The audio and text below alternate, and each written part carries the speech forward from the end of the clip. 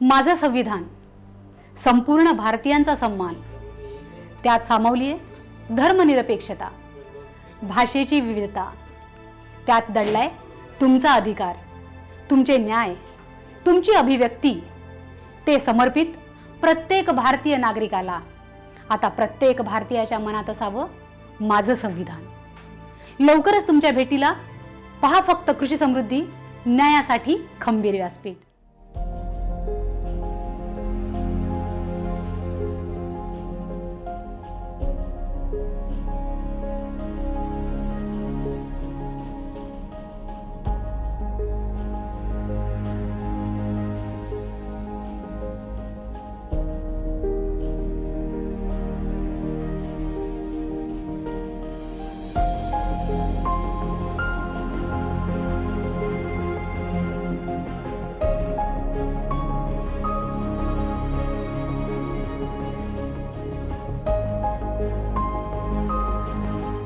नमस्कार, मी डॉक्टर अर्चना मनोज। कृषी समृद्धीच्या माझं संविधान या विशेष कार्यक्रमात आपलं स्वागत।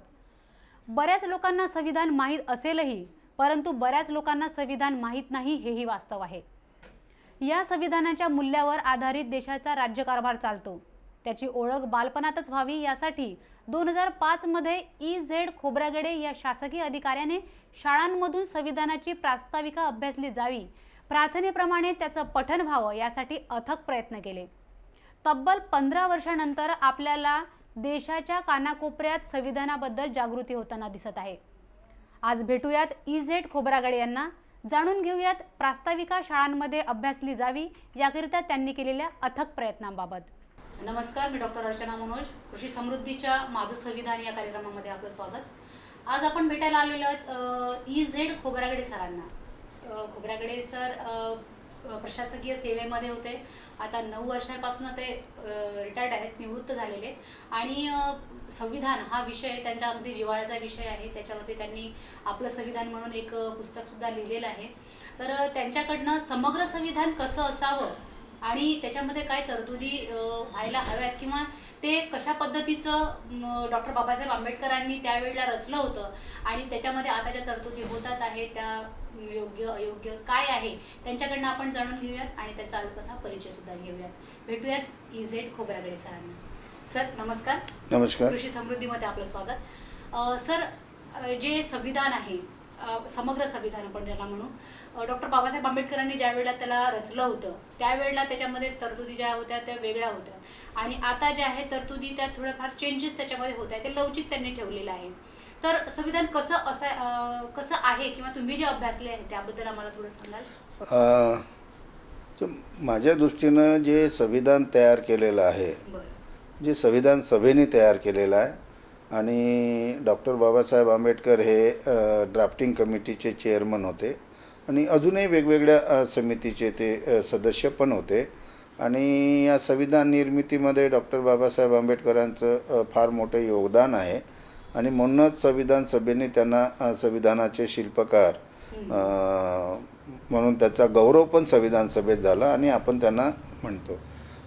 तसं बघितलं तर संविधान हे खूप चांगलं आहे। म्हणजे डॉक्टर बाबासाहेब आंबेडकर यांच्या शब्दात जर सांगायचं झालं तर संविधान सभेतलं त्यांचं जे शेवटचं भाषण होतं 25 नोव्हेंबर 1949चं जे भाषण होतं, तर ते भाषणामध्येच ते म्हणाले की संविधान कितीही चांगलं असलं तरी राबवणारे लोक जर अप्रामाणिक असतील तर ते संविधान वाईट ठरेल आणि संविधान जर वाईट असेल पण चालवणारे लोक जर प्रामाणिक असेल तर ते चांगलं ठरेल। याचा अर्थ असा आहे की नुसत्या संविधानाच्या स्वरूपावर संविधानाचं यश अवलंबून नाही आहे, तर संविधान ज्यांच्या हातात आहे आणि संविधान आणि कायदा राबवण्याची जबाबदारी ज्यांच्यावर दिलेली आहे ते किती प्रामाणिकपणे त्याचा अंमल करतात यावर संविधानाचं यश अवलंबून आहे।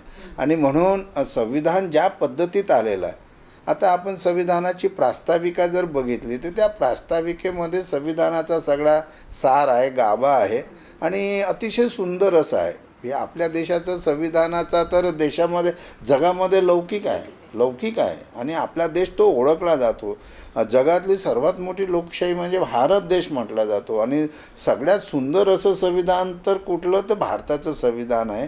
आणि म्हणून डॉक्टर बाबासाहेब आंबेडकरांनी ते त्याच्या विद्वत्तेने आणि एकूणच अनुभवाने आणि या देशाची जी काही संस्कृती होती, प्रकृती होती, त्याला साजेसं म्हणजे जी समाजव्यवस्था विषमतावादी होती, जी भेदाभेदाची होती, ती लक्षात घेऊन माणसाला माणूस पण कसं मिळेल आणि माणूस कसा प्रगती करेल, प्रत्येक माणसाला कशी संधी मिळेल, कुठलाही भेदाभेद जातीभेद न करता समानतेचा स्वातंत्र्य त्यांना मिळेल, तर अशा पद्धतीचं हे संविधान तयार झालेलं आहे.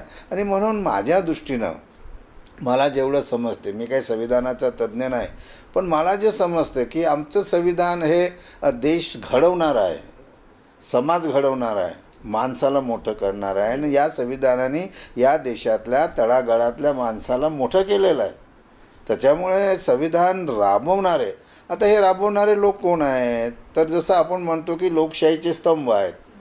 आता लोकशाहीच्या स्तंभात सुरुवातीला 3 स्तंभ आपण प्रामुख्याने सांगत आलो आहेत की एक कायदेमंडळ आहे, नंतर कार्यकारी यंत्रणा आहे आणि न्यायपालिका आहे आणि नंतर 4था स्तंभ आपण मीडियाला सांगतो. तर या 4ही स्तंभाची फार मोठी जबाबदारी आहे. ह्या 4ही स्तंभांनीचं जे काम आहे, हे काम एकमेकाशी सुसंगत असलं पाहिजे.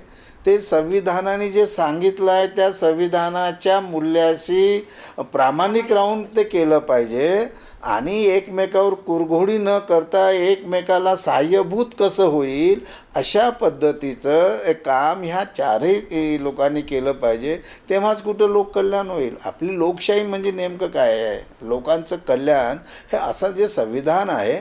आणि आपण जे विचारलं की ज्या तरतुदी आहेत, खूप चांगल्या तरतुदी आहेत, परंतु संविधान हे रिजिड नाही आहे. म्हणजे ती एखादी कलम लिहिली म्हणजे ती बदलता येत नाही असं नाही. संविधानामध्येच अशी तरतूद केली आहे की काळाप्रमाणे, गरजेप्रमाणे जर एखाद्या गोष्टीत बदल करण्याची गरज जर असेल तर ती बदल करता येते. आता हे बदल करण्याचं जे शहाणपण पाहिजे, जो सुज्ञपणा पाहिजे, ते संसदेत बसलेल्या लोकांना पाहिजे, जे विधानसभेत बसलेल्या लोकांना पाहिजे, जे लोकांमधून लोकांनी निवडून दिलेले जे लोकप्रतिनिधी आहे त्या लोकप्रतिनिधीमध्ये ते संविधान निष्ठता पाहिजे, तो कुवत पाहिजे, तो शहाणपणाही पाहिजे. नुसती सत्ता असून चालत नाही. म्हणजे परत तो बाबासाहेबांचं 25 नोव्हेंबर 1949चं भाषण खरं तर खूप लोकांनी आणि विशेषतः जे सत्तेमध्ये लोक आहेत त्यांनी वाचण्याची गरज आहे. बाबासाहेब पुढेही असंही म्हणतात की नुसती सत्ता असून उपयोगाचं नाही आहे, सत्तेसोबत शहाणपण पाहिजे, सुज्ञपणा पण पाहिजे, विवेक पाहिजे. आणि शेवटी संविधान काय आहे, लोकाचं भलं झालं पाहिजे. ज्या माणसाच्या जीवनामध्ये अंधार आहे तो दूर करणे, प्रकाशाकडे घेऊन जाणं, त्याला समृद्धीकडे घेऊन जाणं, समाजामध्ये शांतता प्रस्थापित करणं, समाजामध्ये सगळ्याच माणसाला समान संधी देणं आणि जे समाजातला जो वर्ग मागे राहिलेला आहे काही कारणास्तव त्याला इतरांच्या बरोबरीत आणण्यासाठी पुढे आणणं, त्याला विशेष संधी देणं, असं ते समानतेचं तत्त्व आणि त्यासाठी कायदे करणं हे संविधानाने सांगितलेलं आहे. तर आणि म्हणून जे काही लोक सत्तेमध्ये आहेत, ज्यांच्याकडे संविधान आणि कायदे राबवण्याचा अधिकार आहे, ते संविधानाची शपथ घेऊन येतात. आता त्यांनी शपथेला जागलं पाहिजे आणि त्या पद्धतीने काम केलं पाहिजे. व्यक्तीचं हित किंवा राजकीय पार्टीचं हितापेक्षा देशाच्या हिताला सर्वोच्च प्राधान्य दिलं गेलं पाहिजे. तसं दिलं तर हे संविधान ज्या पद्धतीत आलेलं आहे उत्कृष्ट आहे, सुंदर आहे आणि लोकांचं कल्याण साधणार आहे. म्हणून ते सगळं राबवणाऱ्याच्या मानसिकतेवर, इच्छाशक्तीवर अवलंबून आहे ते. सर, अजूनही बघा, आता आपल्याला स्वातंत्र्य मिळालं 1947ला आणि संविधान अंमलात आलं 1950मध्ये. 1950मध्ये ज्या वेळेला ते अंमलात येणार होतं त्यावेळेला आपल्या मूलभूत गरजा ज्या आहेत, अन्न, वस्त्र आणि निवारा, हा पहिला घटक ठेवलेला होता. तो आजही उपेक्षितच दिसतोय. म्हणजे ज्या वेळेला संविधानाची निर्मिती झाली त्यावेळेला जे अजेंडा जो होता की पहिले तर गरिबी कमी झाली पाहिजे, आजही आपल्याला गरिबी त्या प्रमाणात कमी झालेली दिसत नाही. श्रीमंत हा अतिश्रीमंत, गरीब हा गरीब. म्हणजे तेव्हापासनं जेव्हा बाबासाहेबांनी ते निर्मिती केली होती तेव्हापासनं ते आतापर्यंत कुठेतरी म्हणजे संविधानाला गालबोट लावण्याचं काम या नेते मंडळींनी केलेलं आहे का असं वाटतं तुम्हाला? आपण जर ब्रॉडली पाहिलं या विषयाकडे तर काहीच झालं नाही असं नाही म्हणता येणार. पण जे झालं ते कमी झालं, खूप होण्याची गरज आहे. मी जर माझं उदाहरण घेतलं तर मी खेड्यातून आलो आहे, मी अतिशय गरीब परिस्थितीतून आलो आहे. तर मला संविधानाने संधी दिली, शिक्षणाची संधी दिली, मला नोकरी संधी दिली. तर मी IAS अधिकारी झालो, मी नागपूर जिल्हा परिषदला CO झालो. तर मग मला ज्या संविधानाने देशाचा कारभार चालतो हे मला समजतं. तर ज्या संविधानाने मला अधिकारपद दिलं, सत्ता दिली, तर मी माझ्या अधिकारामध्ये संविधानाची प्रास्ताविका नागपूर जिल्ह्यातल्या सगळ्या शाळांतून वाचण्याचा उपक्रम मी 2005मध्ये स्वतःच्या अधिकारात सुरू केला. सरकारी अधिकाऱ्यांचं कसं असते की सरकारने जे काही नीती धोरण ठरवून दिलं असेल त्या पद्धतीने काम केलं जातं. पण आता जसं तुम्ही सांगितलं की संविधानाचा अंमल 26 जानेवारी 1950पासून पूर्णपणे सुरू झाला. पण संविधान नेमकं काय आहे, संविधान काय सांगते, संविधान दिसते कसं, ह्या देशातल्या 80-90% लोकांना माहीत नाही, मुलांना माहीत नाही. शाळेमध्ये आपण अनेक गोष्टी शिकवतो की जे अनावश्यक आहे. संविधानाचं स्ट्रक्चर आहे, धर्मनिरपेक्षता संविधान सांगतं, धर्मस्वातंत्र्याचा अधिकार सांगतं, पण धर्मनिरपेक्षता सांगतं. तरी सरकारी शाळा किंवा शाळा, महाविद्यालय, कॉलेजेसमध्ये किंवा शासकीय कार्यालयामध्ये एका विशिष्ट धर्माचं लांगूल चांगूल केलं जातं की जे संविधानाला अभिप्रेत नाही आहे. तर त्यामुळे जी संविधान राबवणारी यंत्रणा, परत तोच मुद्दा येतो की त्यांची कशी मानसिकता आहे जे सत्तेत असलेला. तर मला संधी मिळाली तर मी संविधानाचा प्रियांबल बिना पैशाचा कार्यक्रम आहे, शाळेच्या भिंतीवर प्रियांबल लिहा आणि रोज जेव्हा प्रार्थनेला विद्यार्थी उभे होतात, मुलं मुली, तेव्हा तुम्ही त्या संविधानाची प्रास्ताविका म्हणा. आता म्हटल्यानंतर तुमच्या हळूहळू लक्षात येईल की आम्ही भारताचे लोक आहोत, आमचं हे देश कसा आहे, तो आमचा सार्वभौम देश आहे, आमचा धर्मनिरपेक्ष देश आहे, आमचा समाजवादी देश आहे, आमचा लोकशाही गणतंत्राचा देश आहे. आणि मग असा देश आम्हाला घडवायचा आहे, तो आम्हाला घडवायचा आहे असं प्रियांबल सांगतं. आणि मग त्या सगळ्या नागरिकांना काय द्यायचं, तर मग त्या सगळ्या नागरिकांना सामाजिक, आर्थिक न्याय आणि राजनैतिक न्याय द्यायचा. तर संविधानाचा संकल्प काय आहे, न्याय देणे आहे. मग दुसरं काय आहे, तर विचार, अभिव्यक्ती, विश्वास, श्रद्धा व उपासनाचे स्वातंत्र्य द्यायचं. म्हणजे ते स्वातंत्र्याला दर्जाची आणि संधीची समानता द्यायची. आणि मग संविधान असा नाही की मग व्यक्तीची प्रतिष्ठा आणि राष्ट्राची एकता आणि एकात्मता प्रवर्धित करणारी बंधुता द्यायची. म्हणजे ही जी मूल्य आहे, ही मूल्य द्यायची. हे नागरिकांसाठी ही मूल्य आहेत आणि हे संविधानाच्या प्रियांबलमध्ये आहे. आणि मग आम्ही भारताच्या लोकांनी आमच्या संविधान सभेत 26 नोव्हेंबर 1949 रोजी हे संविधान अंगीकृत, अधिनियमित करून स्वतः परत अर्पण केला आहे. हे असं प्रियांबल सांगते. किती शाश्वत मूल्य आहेत. एक वैश्विक मूल्य आहे, समता, स्वातंत्र्य, बंधुता, न्याय, राष्ट्राची एकता आणि एकात्मता. आणि त्याच्या सार्वभौम कोण आहे, आम्ही भारताचे लोक, पीपल. हे महत्त्वाचे आहे. लोक ही शक्ती आहे, बाकीचं मेकॅनिझम आहे. आता त्यामुळे जर लोक ही शक्ती आहे, लोक सरकार तयार करते लोकप्रतिनिधीच्या माध्यमातून, लोकांसाठीचं सरकार आहे. पण लोकांना संविधान माहीत नाही. संविधानाने मला काय हक्क दिले आहेत, मूलभूत माझे अधिकार काय आहेत, हक्क काय आहेत, माझा कर्तव्य काय, माझ्या विकासासाठी संविधान काय सांगते, ह्या यंत्रणेचं काम काय आहे. कायदे मंडळ असेल किंवा कार्यपालिका असेल किंवा न्यायपालिका असेल, त्यांनी काय काम केलं पाहिजे, कशासाठी केलं पाहिजे, कोणत्या पद्धतीने केलं पाहिजे. तर हे जे सगळ्या ज्या गोष्टी जर मला समजल्या तर मी जागृत नागरिक म्हणून मी माझ्या हक्काच्या बद्दल जागरूक झालो तर मी ते हक्क मागायला पण लागेल आणि सरकारला मी प्रश्न विचारेल. तर 2005पर्यंत तर कधीही आपण बघितलं नाही की शाळेतून मुलामुलींना अनेक उपक्रम आपण शाळेतून चालवत असतो. देशाचे मग स्वच्छता अभियान असेल, हागणदारी मुक्त असेल, सब बडे सब पडे म्हणजे झाडं लावा, जे उपक्रम असतात, आरोग्याचे असतील, शिक्षणाचे असतील, पर्यावरणाचे असतील, शाळेतून का सांगितले जातात. तर शाळेमध्ये एखादा उपक्रम चालवला तर तो बालवयामध्ये त्याचा संस्कार होतो आणि तो घरापर्यंत जातो, घरोघरी जातो. आणि म्हणून मी असा विचार केला, मी काही तज्ज्ञ नाही आहे, संविधान मला फार काही समजत नाही, पण एक एक्झिक्युटिव्ह ऑफिसर म्हणून मला जो अधिकार होता, मी म्हटलं हे सगळं सांगितलं जातं. शाळेतून वंदे मातरम म्हटलं जातं, शाळेतून भारत माझा देश म्हटलं जातं, शाळेतून अनेक उपक्रम चालवले जातात, म्हणजे देवाधिकाची प्रार्थना चालवत जातं. मग आपण या देशाचं संविधान, ज्या संविधानाने आम्ही सगळंच आहोत, ह्या सगळी संविधानाच्या बाहेर कोणाला काहीच मिळत नाही. तर मग आम्ही या देशाचं संविधान हे सगळ्याचं संविधान आहे, सगळ्यासाठी आहे. धर्म, जाती, पंथ, भेद, सगळं जेंडर, असं कुठलाही भेदभाव करत नाही नागरिकांमध्ये. नागरिक म्हणून, भारतीय म्हणून जे संविधान ओळख देते आपल्याला, पण हे संविधान आम्हाला का नाही माहीत. तर मग आम्हाला असं वाटलं की शाळेतून जर आपण हे केलं तर मुलांवर याचे संस्कार होतील आणि ते घरोघरी पोहोचेल आणि ह्या प्रक्रियेला हळूहळू चालना मिळेल. म्हणून 2005मध्ये आम्ही नागपूर जिल्ह्यातून ते सुरुवात केली. मग मी वर्धा जिल्ह्याला कलेक्टर होतो, तर ते तिथे वर्धा जिल्ह्यात सुरुवात केली. मी समाज कल्याणला संचालक होतो, तर मी महाराष्ट्रामध्ये संविधान दिवस साजरा केला. आम्ही 2005ला नागपूरमध्ये पण संविधान दिवस आम्ही साजरा केला. रॅली काढली आम्ही संविधान चौक ते दीक्षाभूमी. हेच करण्याचा मागचा उद्देश असाच होता की हे देशाचं संविधान आहे ते समजलं पाहिजे. एकदम नाही समजणार, तुम्ही पहिले बघाल तर तुम्ही बघा संविधान कसं दिसते, वाचा तर हळूहळू समजेल. तर हक्काची जाणीव झाली तर कर्तव्याची पण जाणीव होईल. त्याच्यात आपलं पण भलं आहे, आपल्या लोकांचं भलं आहे, समाजाचं भलं आहे आणि देशाचं भलं आहे. तर हा उपक्रम मग 2008मध्ये महाराष्ट्र शासनाने संविधान दिवस घोषित केला.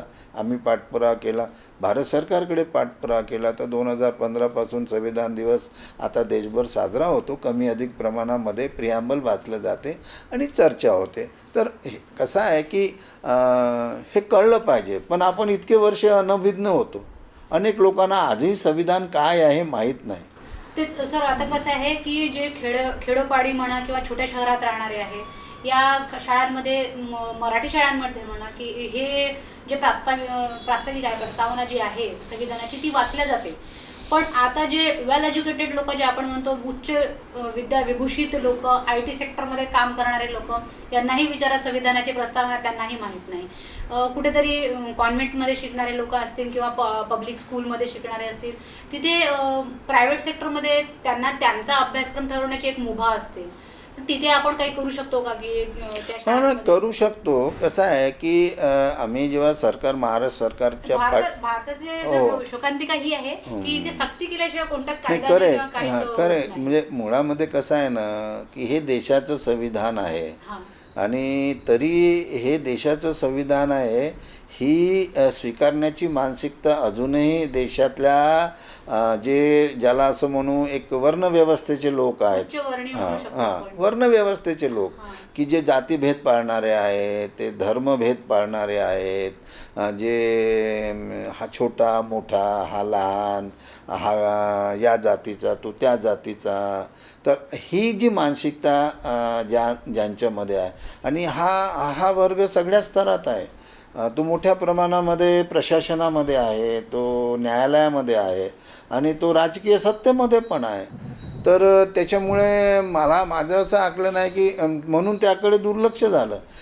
खरं तर आपण प्रजासत्ताक दिवस 26 जानेवारी 1950ला सुरू केला, तर तेव्हाच आपण 26 नोव्हेंबर 1949 हा संविधान दिवस तेव्हाच सुरू करता आला असता. म्हणजे एवढं व्हिजन त्यावेळच्या नेत्यांकडे होतं, नव्हतं असं नाही आहे, व्हिजन होतं. सुरू केला असता किंवा कालांतराने सुरू केला असता तर हे संविधान आत्तापर्यंत घरोघरी पोहोचलं असतं. ठीक आहे, उशीर झाला, काय हरकत नाही. 2005ला जसं मी सांगतो नागपूरमधून सुरुवात झाली, 10 वर्षानंतर 2015मध्ये ही परत प्रक्रिया आहे. ही म्हणजे एखादी गोष्ट सरकारला अपील होणं, म्हणजे सरकारचे जे प्रमुख आहे त्यांना अपील होणं, पण आता ती झाली. आम्ही पण सरकारकडे अशी मागणी करत असतो आणि केली आहे आम्ही आजच्या 2 वर्षापासून. माननीय प्रधानमंत्रीकडे, माननीय मुख्यमंत्रीकडे, शिक्षण विभागाचे मंत्री असतील, इतर मंत्री महोदय असतील, लोकप्रतिनिधी, की संविधान हा विषय अभ्यासक्रमात अनिवार्य केला पाहिजे. मग ते शाळा असतील, कॉलेजेस आहेत की मग विद्यापीठ आहेत, इतर एज्युकेशनल इन्स्टिट्यूशन्स आहेत, त्या मग सरकारी असो की खाजगी असो, तुम्ही त्याला संविधान हा नावाचा विषय शिकवा, अनिवार्य करा पासिंग. म्हणजे मग तो इंजिनियरला पण शिकवा, त्या डॉक्टरला पण शिकवा, म्हणजे तो अभ्यासक्रमामध्येच आणा.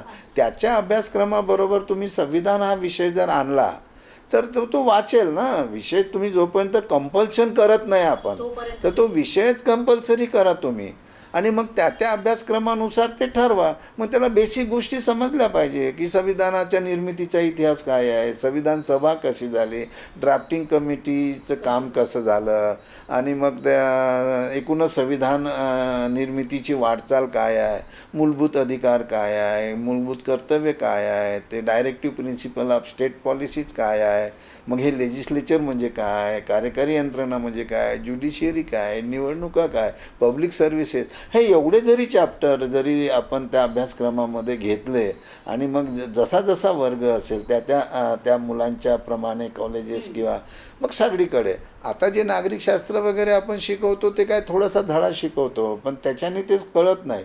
आता आम्ही पण शाळेमध्ये नागरिकशास्त्र शिकलो असेल तेवढ्यापुरतं विसरून गेलो, म्हणजे त्या पुस्तकांमध्ये सगळ्यात बारकं पुस्तक तेवढं हे नागरिकशास्त्राचं विसरून असायचं गेलो, त्यावेळेला. तर तेवढ्यापुरतं शिकलो. किंवा मग आम्ही स्पर्धा परीक्षेसाठी परीक्षा पास व्हायला हा एक विषय असतो, कॉन्स्टिट्यूशन आणि इंडियन पॉलिटी, हा फक्त तेवढ्यापुरता परीक्षेसाठी शिकलो, पण त्याचा अर्थ नाही समजला. त्या खरं म्हणजे संविधान मूल्य काय आहेत हे रुजवण्याची गरज आहे, आणि हे रुजवण्यासाठी ते शिकवण्याची पण गरज आहे. ते शिकवल्याशिवाय पण रुजणार नाही. आपण असं कारण आपण एक घरामध्ये संस्कार देतोच ना मुलांना, तर लहान मुलांवर जर संस्कार संविधानाचे टाकले आणि जसा जसा तो मोठा होईल, मग हे संविधानाचे मूल्य किंवा ते संस्कार देणं हे राष्ट्रभक्तीचं काम आहे. खरं तर हे देशप्रेमाचं काम आहे.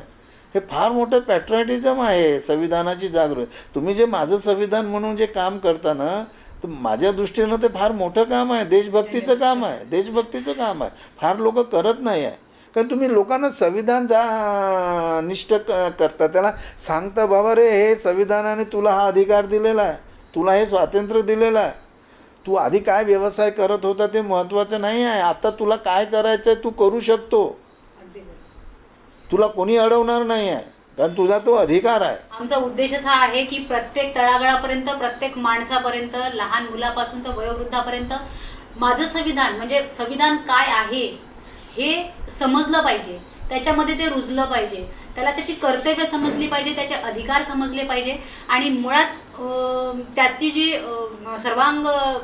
सर्वांगीण विकास ज्याला आपण म्हणतो तो विकास त्याचा झाला पाहिजे.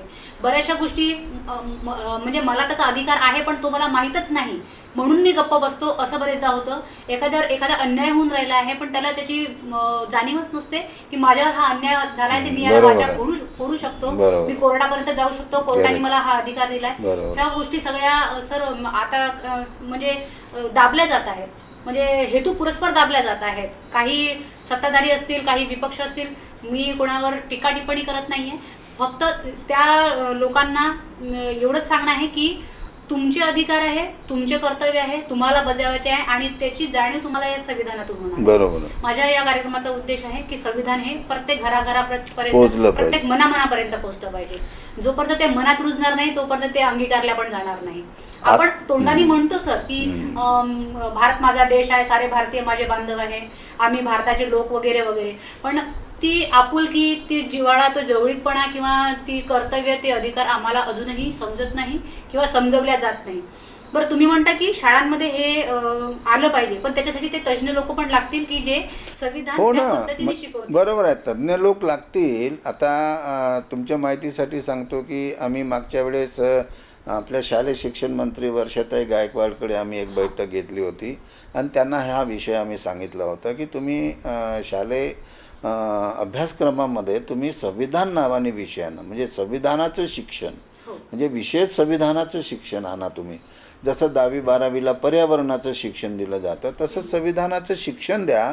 तर त्या संविधानाच्या शिक्षणामध्ये पर्यावरण पण आलेलं आहे ना. असं नाही आहे की पर्यावरण नाही आहे. मूलभूत कर्तव्यामध्ये पर्यावरण पण आहे, अनेक गोष्टी आहे आणि त्याच्यातले मूलभूत अधिकार आणि कर्तव्यावर जास्त भर द्या आणि विकासाचा जो कार्यक्रम आहे त्याच्यावर भर देऊन तर त्याची प्रोसेस त्यांनी सुरू केली आहे की आपल्याला हे कसं करता येईल. त्याची एक बैठक आता त्या कोरोनाच्या काळामध्ये ह्या सगळ्या गोष्टी थोड्या थोड्या त्या थांबलेल्या आहेत. म्हणजे दुसरं आता आम्ही देशाचे प्रधानमंत्री महोदयांना पण आम्ही एक संविधान फाउंडेशन नावाची आमची एक सामाजिक संस्था आहे, संविधान जागृतीसाठी काम करतो. तर आम्ही त्यांना एक रिक्वेस्ट केली की कोरोना आहे, कोविड-19मुळे आपल्याला जाहीर कार्यक्रमाला बंदी आहे, म्हणजे आपण सभागृहात काम घेत नाही.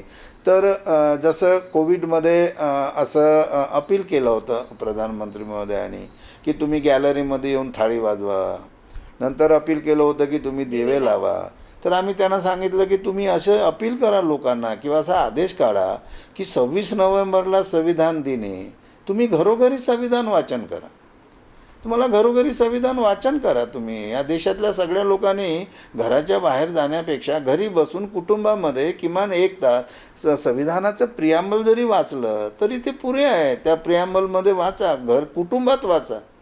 अनेक कार्यक्रम आपण घरीच केलेले आहेत. आपण आता 14 एप्रिलचा कार्यक्रम घरी केलेला आहे. अनेक कार्यक्रम जे कोणते सण आलेले आहेत किंवा महापुरुषाचे दिवस आलेले आहेत. तर आम्ही ही आता सूचना केली ना राज्याचे मुख्यमंत्री महोदयांकडे पण केली आहे की तुम्ही असं अपील करा. अनेक गोष्टीसाठी अपील केलं आहे. आता अशी पण अपील करा आणि ते घरोघरी संविधान वाचण्यासाठी मग किमान लोक लक्ष देतील, म्हणतील हे काय आहे. शेवटी संविधानाची जागृती करायची. तर कशासाठी करायची? ते संविधानानेच देश घडतो. संविधान माणसांना जोडतो. ते माणसांना जोडणारं जर संविधान आहे तर आपण जोडूया ना, त्याची चर्चा करूया. संविधानाचं जे तत्त्व बंधुता आहे आणि हे समता, स्वातंत्र्य, बंधुता बुद्धाच्या विचारातून घेतलेलं आहे असं बाबासाहेब स्वतः सांगतात. तर मग आपल्याला बंधुभाव निर्माण करणं, मग एकदा बंधुभाव प्रस्थापित करायची जी प्रक्रिया आहे ती मजबूत संविधानाच्या वाचनाने संविधान मूल्य समजून घेतल्याने ती होऊ शकते. ते एका दिवसात होणार नाही, पण ही प्रक्रिया आहे. म्हणजे तुम्ही एकदा आवड निर्माण झाली तर आपण घरी वाचू शकतो. आता लोक घरी पूजापाठ करतात ना रोज, मग तुम्ही संविधानाची चर्चा का करत नाही घरोघरी करा ना. एखादी कृती केली की त्याच्यावरती मुलं पण प्रश्न विचारतात की हे का बरं. जसं आता दिवाळी झाली, दिवे लावले तर दिवे का बरं लावायचे हा प्रश्न त्यांना पडला पाहिजे. मग जसं आपण 15 ऑगस्टला किंवा 26 जानेवारीला झेंडावंदन करतो, झेंडा का बरं त्या दिवशी का बरं लावायचं, मग आपण त्याला त्याच्या प्रश्नाची उत्तरं देतो. तसंच कुठेतरी संविधान दिवसाच्या वेळेला अशी जर गव्हर्नमेंटकडनं अपील झाली, कोणत्याही सत्तेकडून अपील जर झाली की तुम्ही असं असं करा, तर लोक पाडतील, पोरं प्रश्न विचारतील. छोट्या मुलांना जर प्रश्न विचारले त्याची उत्तर आपल्याला द्यायसाठी आपल्याला अभ्यास करा. एक्झॅक्टली ते एक कुठेतरी परिवर्तन होईल असं मला तरी वाटतं. बरोबर. दुसरा एक मुद्दा आपण असा घेऊया सर की संविधानामध्ये वी द पीपल जे प्रस्तावित केलेलं आहे ती प्रस्तावना थोडीशी समजून सांगा.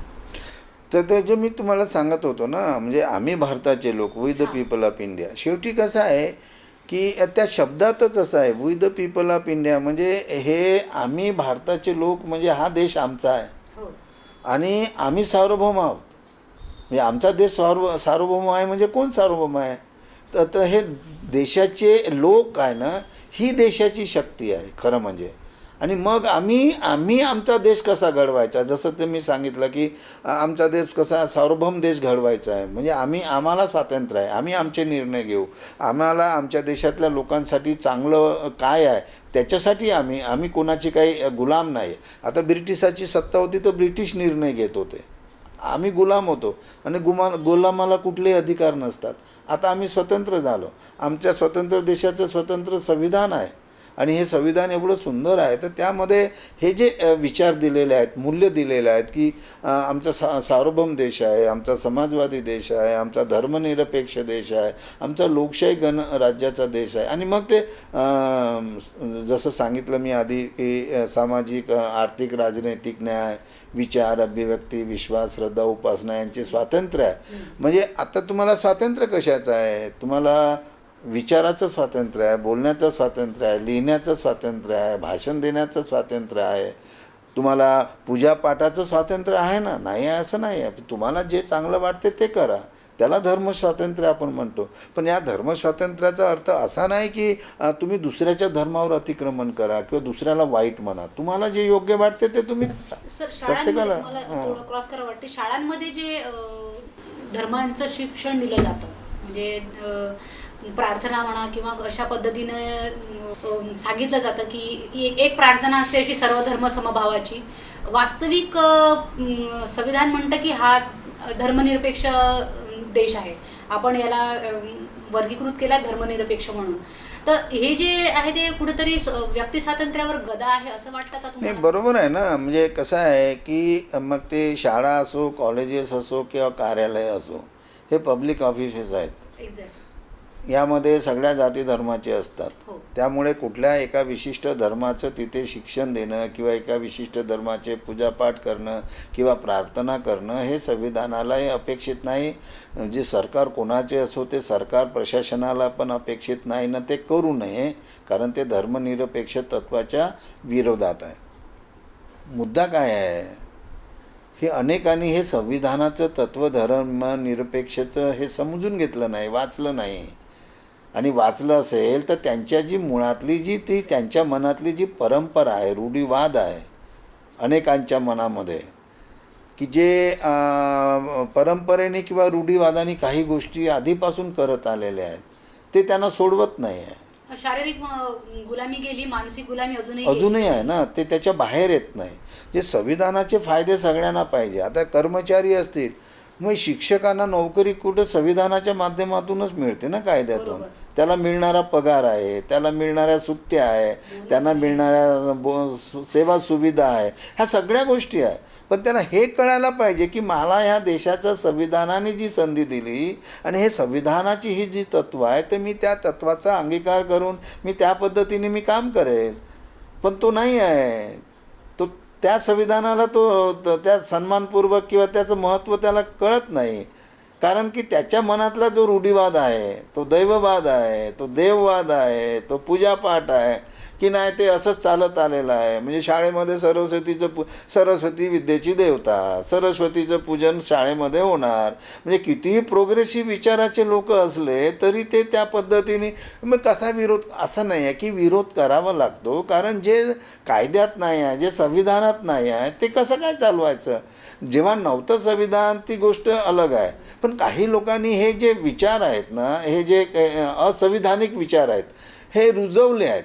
आता ते रुजवले आहे तर ते आपल्याला डिलीट करावं लागेल. आता नवीन विचार जर आपल्याला दिलेला आहे, नवीन विचार दिलेला आहे ना, समानतेचा विचार दिलेला आहे, तो जातीभेदात संपवून टाकलेला आहे, अस्पृश्यता संपवून टाकलेली आहे, धर्मनिरपेक्षता सांगितलेली आहे, तुम्हाला सगळी संधी दिलेली आहे.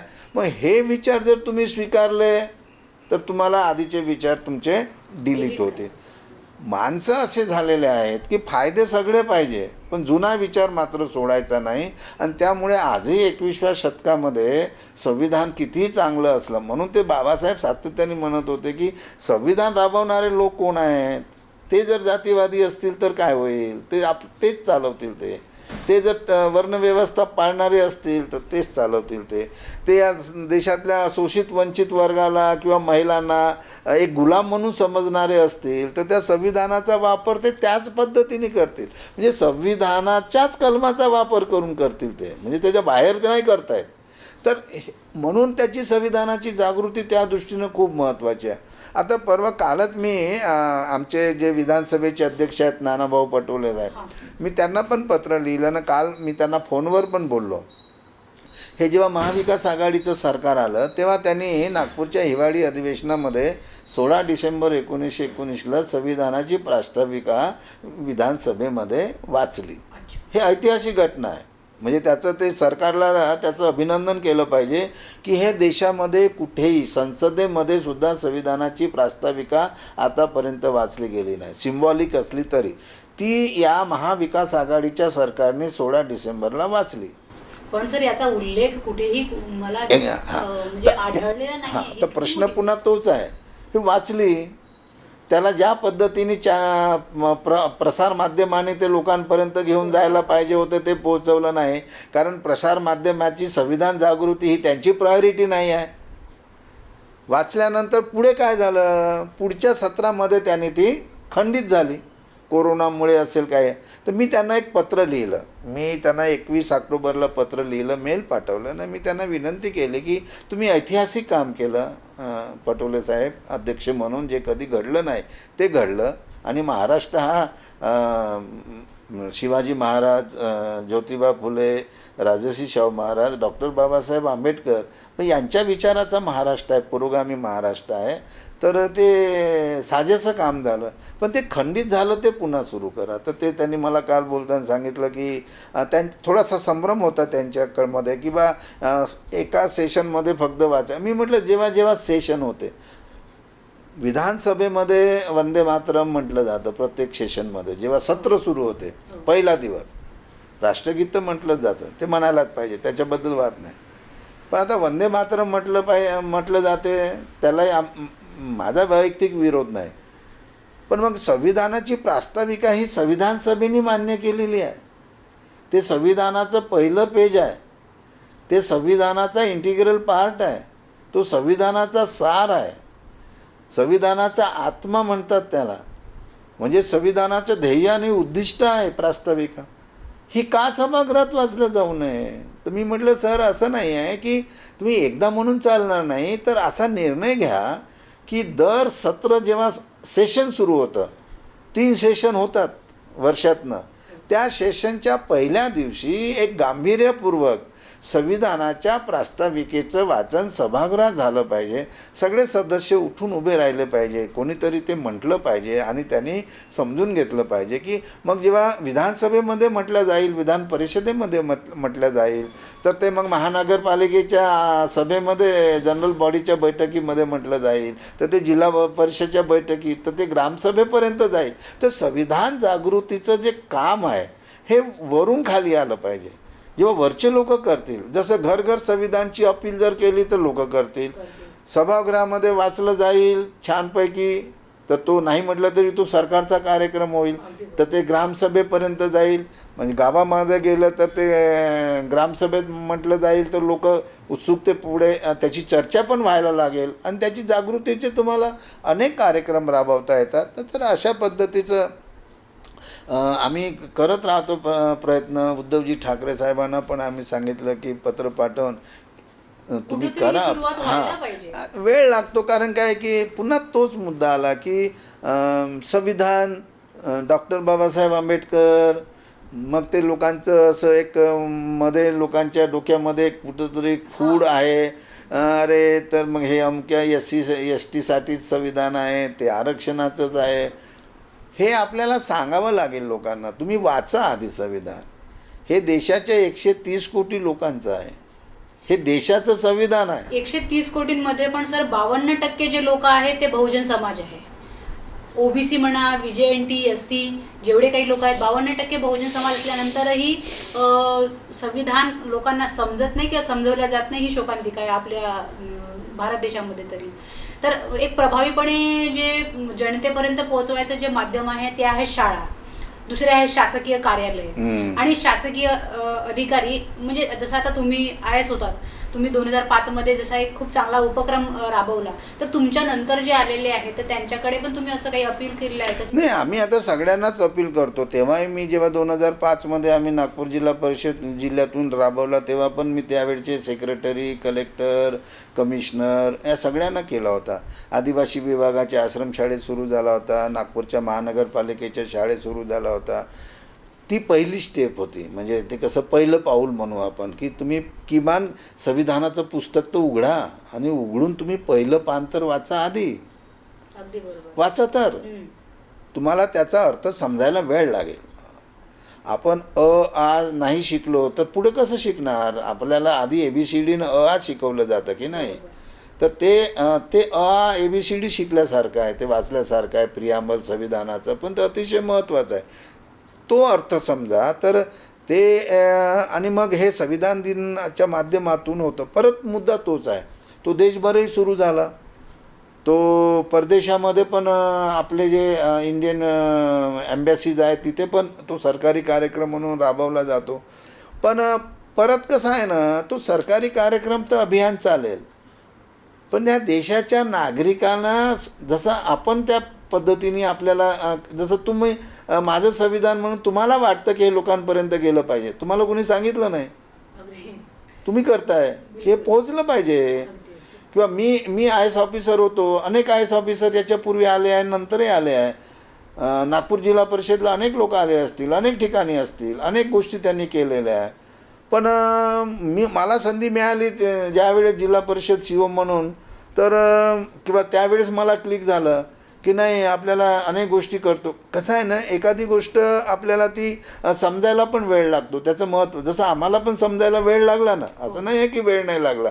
पण जेव्हा आम्हाला समजलं की नाही की हे केल्याने आपण एक समाजामध्ये एक चांगला संविधानाचा विचार घेऊन जाऊ शकतो की आणि हा विचार जाती धर्माच्या पलीकडचा आहे, हा विचार सगळ्यांसाठी आहे, कुठल्याही भेदभावाचा विचार नाही आहे. तर तो समतेचा, स्वातंत्र्याचा, बंधुतेचा विचार आहे आणि हा देशाला अखंड ठेवण्याचा विचार आहे, देशाच्या विकासाचा विचार आहे, व्यक्तीच्या विकासाचा विचार आहे, नीतिमूल्य ते रुजवण्याचा विचार आहे. तर मग आपण ते केलं पाहिजे, जसं तुम्हाला वाटलं, मला वाटलं, आणि मग आपण त्या पद्धतीने जातो. आता तुम्ही सुरू केलं, तुम्ही माझ्याकडे आला. मी जेव्हा सुरू केलं तेव्हा मी सगळ्या माझे जे काही यंत्रणा होत्या, जिथे जिथे मला सांगता येत होतं, ज्या ज्या पदावर मी त्यानंतर काम केलं, त्या प्रत्येक ठिकाणी मी हे काम केलं. तर ते करता येतं. आता एवढंच की हे आता पसरत आहे, म्हणजे आता वेळ लागतो, पसरत आहे हळूहळू. जागृती येत आहे, जागृती होत आहे, होईल. एकंदरीत काय आहे की संविधान हे डॉक्टर बाबासाहेब आंबेडकरांनी लिहिलं म्हणून ते स्वीकारलं गेलं नाही. आता बाबासाहेब आंबेडकर हे एका बहुजन समाजातून आलेले, त्याच्यामुळे. आणि इझेड खोब्रागडे सांगतात आहे, तर इझेड खोब्रागडे पण बहुजन समाजातून आलेले आहेत म्हणून सांगतात आहे, अशी एक मानसिकता लोकांची होऊन जाते सर. असू शकते. हो, आहे ना, आहे. त्यावेळेला ते आपल्या संपर्कात येतात, आहे. मग हे का बरं एवढं पोटतिडकीने सांगतात, तर त्यांना त्याच्या मागे आपलं जे जात विजन जोडतात आहे, ते. हा विजन जे आहे आपलं, एक व्हर्च्युअल विजन असतं आपलं, त्या गोष्टींना सांगण्यासाठी. तर तुम्हाला कुठेतरी हे फेस करावं लागलं का? कोणीतरी तुम्हाला असं बोललेत का? नाही, फेस करावं लागलं, त्याचा त्रास होतोच नाही. कसं आहे की तुम्ही एखादी कुठली चांगली गोष्ट जेव्हा करायला जाता, तर त्या चांगल्या गोष्टीमध्ये अडथळे आणणारे लोक वेगवेगळ्या पद्धतीने शासनाच्या बाहेर असतातच. मी जेव्हा नागपूर जिल्हा परिषदला आहे, जेव्हा प्रिॲम्बल वाचनाचा म्हणजे मी माझ्या अधिकाऱ्यांबरोबर चर्चा केली, तेव्हा अनेकांना असं वाटत होतं की सरकारने नाही सांगितलं तर आपण कशाला करायचं, किंवा मग जिल्हा परिषदने ठराव केला पाहिजे त्याशिवाय आपण करायचं नाही. म्हणजे त्यांचं असं म्हणणं होतं की मी शिवून कशाला करायचं, स्वतःहून कशाला करायचं. तर मी त्यांना असं म्हटलं की देशाचं संविधान मुलांना शाळेतून सांगणे, यासाठी सरकारच्या आदेशाची काय गरज आहे? हे देशाचं संविधान आहे. आपण अनेक कार्यक्रम शाळेतून असे करतो की ज्याला सरकार नाही सांगत आहे तरी करतात लोक, आणि जे संविधानिक नाही आहे, जे अनेकांना रुचणारे पण नाही आहे. पण हे तर देशाचं संविधान आहे. तर आपण किती त्याला त्या संविधानाकडे वेगळ्या भूमिकेतून जरी पाहत असलो, तर ते आपलं अज्ञान आहे म्हणून आपल्याला ते त्याचं महत्त्व कळत नाही. तर मी स्वतःचा निर्णय घेतला, हिंमत दाखवली की नाही, आपल्याला करायचं आहे. मला सरकारच्या आदेशाची मला गरज नाही या कामासाठी, किंवा जिल्हा परिषदने ठराव करण्याची गरज नाही. तर मी माझ्या अधिकारात शिक्षण विभागाच्या अधिकाऱ्यांना, कर्मचाऱ्यांना आणि इतर अधिकाऱ्यांना त्यांना मी माझा अधिकार वापरला, आदेश दिला, मी त्याचा पाठपुरावा केला, मी त्याच्यासाठी फिरलो शाळांमध्ये. तर ते उपक्रम झाला तो तर 2005 आता देशभर सुरू झाला. तर हे असतेच, म्हणजे पुन्हा ते संविधान कशाला, त्यांना असं वाटते की अजून एक जास्तीचा उपक्रम झाला, आधी शाळेमध्ये एवढे कार्यक्रम होतात. अरे पण महत्त्वाचं काय आहे, तुम्ही बहुजनांचे 85% बहुजन समाज आहे सगळे, म्हणजे आणि त्याचं सोडा 85% किंवा काय, पण तुम्ही देशाचे नागरिक आहे ना. तुम्हाला नागरिक भारतीय म्हणून तुम्हाला भारताच्या संविधानाने ओळख दिली. तुम्ही पारतंत्र्यात होते तेव्हा तुमची ओळख नव्हती, अगदी बरोबर. ते तुम्ही गुलाम होते. पण देश स्वतंत्र झाला आणि स्वतंत्र देशाच्या कारभारासाठी संविधान तयार झालं, जे संविधान सगळ्यांसाठी आहे. तर मग तुम्ही ते स्वीकाराते. तर म्हणून तो मला अधिकार वापरला, त्याचा मला वेगवेगळ्या पद्धतीने झाला त्रास. असा ओपनली कोणी विरोध केला नाही, कारण ते संविधान असल्यामुळे विरोध नाही करणार ना. तुम्ही कसं काय संविधान वाचता, मला अपेक्षा होती की कोणीतरी मला विचारावं, हम्म. तुम्ही हे का सुरू केलं आमची परवानगी न घेता, किंवा सरकारने विचारावं. पण ते सरकार नाही विचारणार. मला अनुभवातून माहीत होतं सरकार असं, हां मी अजून काही दुसरा कार्यक्रम सुरू केला असता की जिथे काही नाही मग ते आमच्या भावना दुखल्या किंवा धार्मिक भावना दुखल्या किंवा हेच सीओनी असं सुरू केलं तसं सुरू केलं असं म्हणू शकले असते. पण या देशाचं संविधान वाचण्याचं मी सुरू केलं तर त्याच्यात वाईट काहीच नव्हतं. आणि जर कोणाला त्यावेळेस वाटत होतं, पण आता त्याच लोकांना, असे लोक नंतर मला भेटले, हो तेव्हा आम्हाला असं वाटत होतं हे नाही काय कशाला करायचं, पण आता असं वाटतं की हे चांगलं. मग नेते पण मला भेटले नंतर सांगत होते की नाही तेव्हा आमचा गैरसमज होता. तर संविधानाकडे बघण्याचा जो नेत्यांचा किंवा वरिष्ठ अधिकाऱ्यांचा जो काय म्हणू त्याला दूषित दृष्टिकोन आहे, दूषित, तो फार. परत तो काय करायचं आहे लोकांना जागृत करू. लोक जागृत न झाले, त्याला हक्क नाही समजले, ते अडाणी राहिले तर ते आपलं ऐकतील. म्हणजे मी अधिकारी आहे ना, तर मला समोरचा माणूस जागृत झालेला आवडणार नाही. कारण तो त्याला त्याने मला येऊन हक्क विचारला, प्रश्न विचारेल ना, तो जागृत झाला तर विचारेल. पण तो जागृत नाही, झोपी गेलेला माणूस विचारणार नाही. तो संविधान झोपलेल्या माणसाला जागा करते ना, ताकद देते ना. तर हे कुठल्याही व्यवस्थेला हे परवडणारं नसते. प्रश्न विचारणारे लोक व्यवस्थेला चांगले वाटत नाही. तर त्याच्यामुळे मग लोकांना असं वाटते कशाला आपल्या मागे बैल मुझे मारवालं काम करून घ्यायचं, जे चाललं आहे ना शांत. हां पण आताही तीच परिस्थिती निर्माण तसंच आहे. पण असं नाही की आम्ही संविधान मानणारे लोक आहोत. किती कोणी सांगितलं की या संविधान किंवा डॉक्टर बाबासाहेब आंबेडकर निर्माते किंवा त्यांच्याबद्दल वाद, पण डॉक्टर बाबासाहेब आंबेडकर फक्त देशाचेच नेते नाही ना, ते तर आता जागतिक त्यांची कीर्ती आहे, जगात त्यांची ना. तुम्ही किती म्हणा ना त्यांना, म्हणणारा एक मुठभर वर्ग, जर तुम्ही जरी त्यांचं मोठेपण जरी मान्य करत नसले तरी जग मोठेपण मान्य करते. त्याच्या विद्वत्तेची ओळख जगात आहे ना. तर त्यामुळे देशातल्या पण माणसाला आज ना उद्या तुम्हाला बाबासाहेब समजतील तेव्हा त्याचं तुम्ही वाचाल, त्याचं मोठेपण समजेल. आणि हे देशाचं संविधान हे संविधान सभेने निर्माण केलेलं आहे. आणि त्याच्यातलं आता अनेक लोक ते संविधान सभेतलं चर्चा वाचत नाही ना. तुम्ही वाचा ना त्याच्या संविधान सभा बाबासाहेबाच्या कामाबद्दल काय म्हणतात ते सदस्य. ते काय सगळे आपल्या जातीचे होते का त्यांचं मोठेपण सांगणार. डॉक्टर राजेंद्र प्रसाद असतील किंवा पंडित जवाहरलाल नेहरू असतील किंवा सरदार वल्लभभाई पटेल असतील किंवा कृष्णमाचारी असतील किंवा अनेक लोक असतील जे विद्वान होते, त्याही काळामध्ये विद्वानच होते, देशभक्त होते ना. त्यांनी मान्य का केलं, तर जे सत्य आहे ते मान्य केलं तुम्ही. तर सत्य तुम्हाला आज ना उद्या मान्य करावं लागेल. तर हे बदलेल. म्हणजे हे लोकांच्या मनामध्ये काही दिवस राहील. नवीन पिढीला म्हणून संविधान सांगावं लागेल. तर नवीन पिढी थोडासा प्रॅक्टिकल विचार करेल. तर म्हणून शाळा कॉलेजेसमधून, महाविद्यालयातून, विद्यापीठातून, शासकीय कार्यालयातून संविधान जर आपण त्याची जागृती जर झाली तर माणसं बदलतील. हे राष्ट्रभक्तीचं, राष्ट्रप्रेमाचं, देश घडवण्याचं काम आहे. आणि एक नागरिक म्हणून ते आपलं कर्तव्य आहे. ते आपण आपलं कर्तव्य पार पाडलं पाहिजे. तुम्ही, मी, आम्ही आपल्या परीने आपलं कर्तव्य पाडतो. जो शिकलेला वर्ग आहे त्यांनी स्वतःहून पुढाकार घेतला पाहिजे ना. आता मी सोशल मीडियामध्ये घरोघरी संविधान वाचनचं मी एक राईटअप लिहिलं आहे, आर्टिकल, ते मी सर्क्युलेट करत असतो. तर नुसतं ते वाचून किंवा लाईक करून चालणार नाही ना. करावं लागेल. मग त्यांनी त्या पद्धतीने पण अपील करावं, सांगावं, अरे आपण हे करूया, घरोघरी वाचूया, पुस्तक देऊया, प्रियांबल वाचू. त्याची एक ती प्रक्रिया आहे ना ती. तर ते ठीक आहे. 26 नोव्हेंबर संविधान दिवस तो उत्सवासारखा साजरा करा ना तुम्ही. वेगवेगळ्या पद्धतीने करता येतो तो साजरा, असं काही नाही. आता कायद्याचा विषय आहे त्यामुळे थोडासा ड्राय वाटतो लोकांना वाचायला, कंटाळवाना वाचतो, पण फायद्याचा आहे.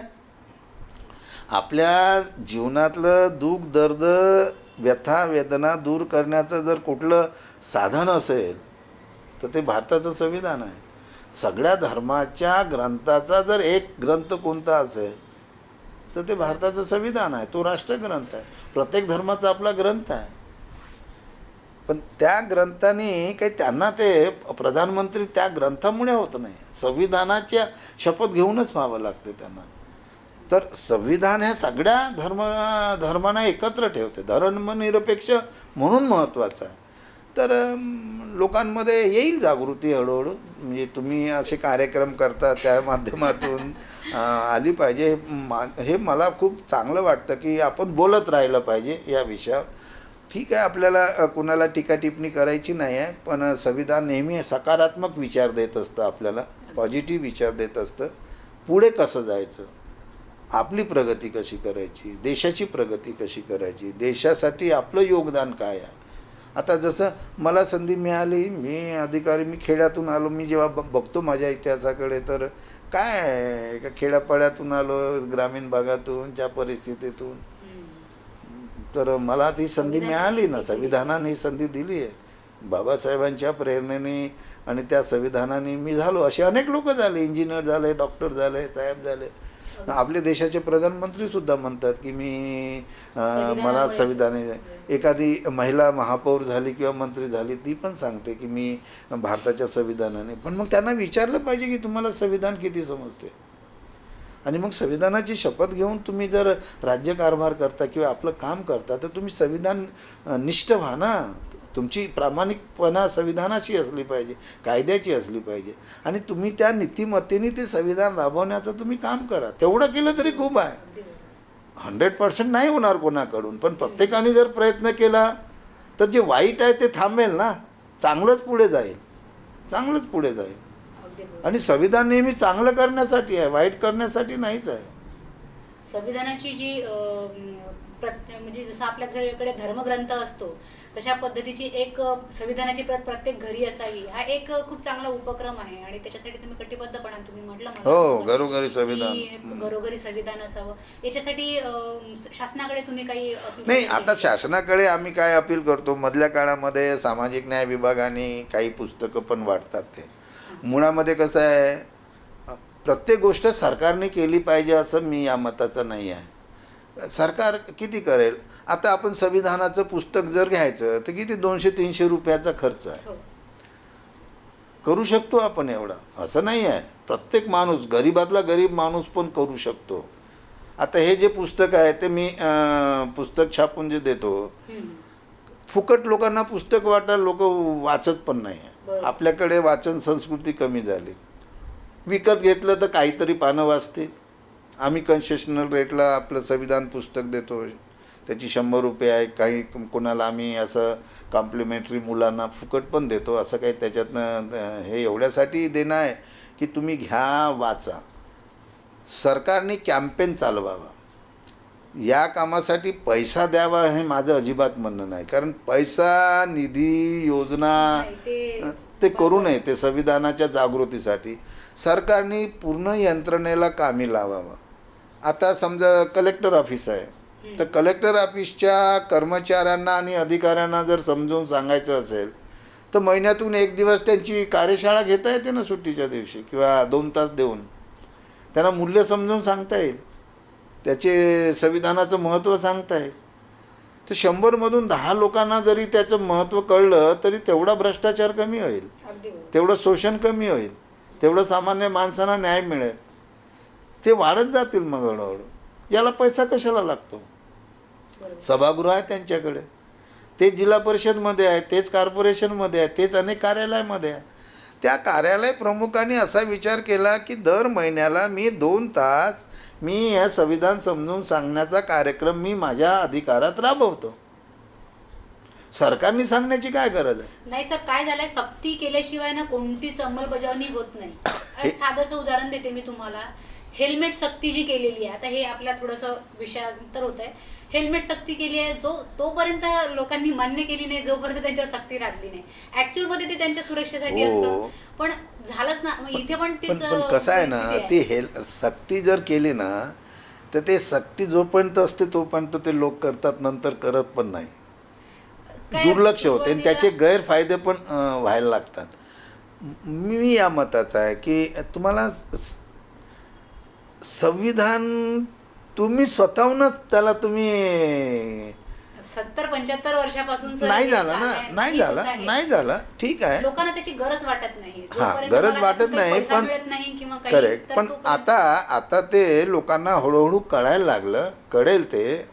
जी गोष्ट 70 वर्ष नाही झाली ती रुजायला पुढचे 70 वर्ष लागतील, असं आपण समजू. नवीन पिढी आज आपल्याला इंटरनेटमध्ये ह्या सगळ्या गोष्टी लिटरेचर मिळतं, मुलं वाचतात.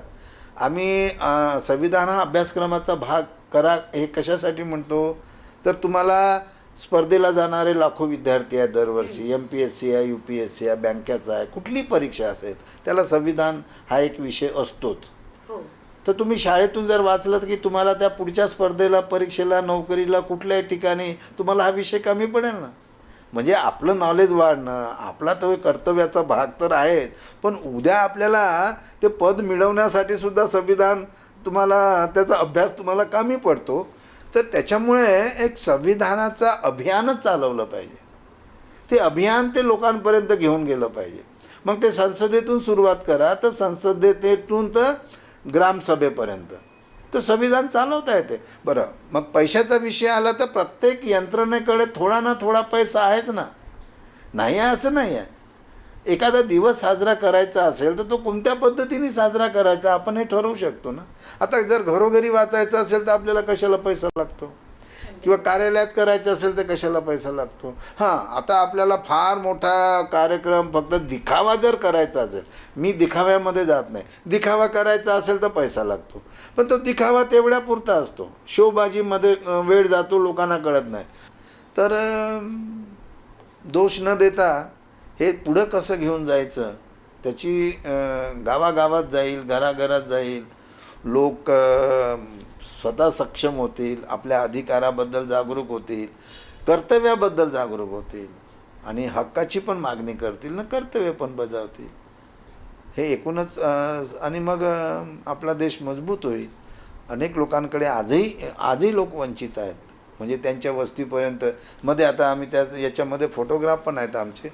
आम्ही साहित्य संमेलन घेतलं होतं संविधानावर, तेव्हा काही लोकांनी म्हटलं हे कशाला करायची गरज आहे, पण आम्हाला वाटलं ते जागृतीचं काम आहे. तिथे दुर्बल घटकाचे लोक आले होते. ते विषय असा होता की आमच्या वस्तीपर्यंत संविधान आलंच नाही. तर आमच्या वस्तीपर्यंत संविधान आलं नाही याचा अर्थ काय आहे की आज आम्हाला जे मूलभूत गरजा आहेत आमच्या, रोजी रोटी, कपडा, वस्त्र, शिक्षण, आरोग्य, अन्न वस्त्र निवारा, आरोग्य आहे, शिक्षण आहे, सुरक्षितता आहे, सन्मानाचं जीवन आहे, नाही आहे ना. मग ह्या संविधान ह्या सगळ्या गोष्टी देतं, पण आमच्यापर्यंत पोहोचलं नाही. आजही आम्ही वंचित आहोत. का तर सरकारचं लक्ष गेलं नाही तिकडे. तर मग सरकारचं लक्ष गेलं पाहिजे. संविधान आमच्या वस्तीपर्यंत आलं नाही म्हणजे काय, संविधानाने सरकारला जे द्यायला सांगितलं ते आमच्यापर्यंत येत नाही. आमची वस्ती कशी आहे, आमच्या वस्तीत पाण्याची सोय नाही, आमच्या वस्तीत विद्युतची सोय नाही, आमच्या वस्तीमध्ये शाळा नाही, आमच्या वस्तीत अंगणवाडी नाही, आमच्या वस्तीत चांगलं वातावरण नाही, तर घरं नाही. हे द्यावं सरकारने, हा त्याचा अर्थ आहे. तर आजही अनेक अशा वस्त्या आहेत, पाड्या आहेत की जिथे लोक आजही संविधानाने जरी सांगितलं असेल तरी ते पोहोचलं नाही. आणि म्हणून यंत्रणा, लोकशाहीच्या यंत्रणेमध्ये काम करणारे जे लोक आहेत त्यांच्यामध्ये संविधानाचे संस्कार आधी झाले पाहिजे. आणि ते लहानपणापासून झाले तर ते पुढे मोठे त्या व्यवस्थेत गेले तर ते त्यांना कळेल, अरे हो आम्ही शाळेत संविधान नाही, प्रियांबल नाही वाचलं ना, आम्ही नाही वाचलं, आमच्या वेळेस नव्हतंच. पण आता 2005 नंतर किमान नागपूर जिल्ह्यात किंवा वर्धा जिल्ह्यात आणि त्याच्यानंतर पूर्ण महाराष्ट्रामध्ये आणि आता संपूर्ण देशामध्ये 2015मधून शाळेतून, कॉलेजमधून प्रियांबल वाचल्या जातेच ना. म्हणजे शब्द तर कानावर पडतात, शब्द कानावर पडणंही महत्त्वाचं आहे ना. क्युरिओसिटी तयार होते, तेच प्रश्न विचारण्याची त्यांची कुवत निर्माण होते. हे असं का, हे असं का बरं लिहिलं गेलं? करेक्ट. तर्क पण तयार होतो, तर्क तयार होतो ना. तर त्यामुळे ते सांगणं गरज आहे, आपण सांगत राहिलं पाहिजे. तर माझ्या दृष्टीने तुम्ही फार मोठं काम करता, हो, लोकांपर्यंत घेऊन जाणं. माझं संविधान या सदरामध्ये माझा आजचा विषय होता प्रस्ताविका जी आहे संविधानाची. तर या प्रस्ताविकेबद्दलचं तुमचं एक ब्रीफमध्ये, संक्षिप्तमध्ये एक ओपिनियन आमच्या प्रेक्षकांपर्यंत पोहोचवा. आपण थांबूया. नाही, तर संविधानाची प्रास्ताविकेचं जसं मी आधी सांगितलं की हे संविधानाची प्रास्ताविका म्हणजे संविधानाचं ध्येय उद्दिष्ट आहे. आणि ध्येय उद्दिष्ट काय की आमचा देश हा समता, स्वातंत्र्य, बंधुता, न्याय या मूल्यांवर आमचा देश आम्हाला उभा करायचा आहे आणि या देशातल्या सगळ्या नागरिकांना आम्हाला समता, स्वातंत्र्य, बंधुता ही मूल्य प्रस्थापित, त्यांची जीवनपद्धती हे सांगून ते त्यांच्यामध्ये रुजवायचे आहे, प्रस्थापित करायचे आहे. आणि हे कशासाठी की देश आम्हाला मजबूत करायचा आहे, समृद्ध करायचा आहे, सुखी करायचा आहे. आणि तो देश, कुठलाही देश हा सुखी समृद्ध तेव्हा होईल की जेव्हा देशातला वंचित शोषित वर्ग हा सुखी समृद्ध होईल. त्याला सन्मानाचं जीवन मिळवून देणं हे संविधानाचं ध्येय आहे आणि त्याच्यासाठी नागरिकांनी पुढे आलं पाहिजे, संविधान समजून घेतलं पाहिजे आणि संविधानाशी एकनिष्ठ राहून संविधान आणि कायद्याचा सन्मान करणं, पालन करणं आणि एकमेकाशी बंधुभावाने वागणं हा संविधानाचा संदेश आहे. त्यासाठी ती प्रास्ताविका हेच सांगते आहे. ओके सर, खूप खूप धन्यवाद सर. तुम्ही खूप चांगला फीडबॅक दिलेत आम्हाला. खूप चांगली पार्श्वभूमी तुम्ही संविधानाची मांडलेली आहे. एकंदरीत माझ्या प्रेक्षकांपर्यंत हा जो विचार आहे की संविधान हे घरोघरी असलं पाहिजे, म्हणजे घर घर संविधान ही एक चळवळ म्हणू आपण, ही चळवळ राबवल्या गेली पाहिजे. तेव्हाच आपल्या लहान मुलांवरती त्याचे संस्कार होतील आणि पुढे तो एक सुजाण, जागृत नागरिक बनायला मदत होईल. आणि उद्याचा जो सुजाण नागरिक आहे तो देशाचा भविष्य आहे आणि ते देशाचं भविष्य आपल्याला जर उज्ज्वल करायचं असेल तर घर घर संविधान हा मूलमंत्र, हा एक उपक्रम राबवला गेला पाहिजे. बरोबर. धन्यवाद सर, तुम्ही तुमचा अमूल्य वेळ आम्हाला दिला त्याबद्दल खूप खूप धन्यवाद. थँक्यू.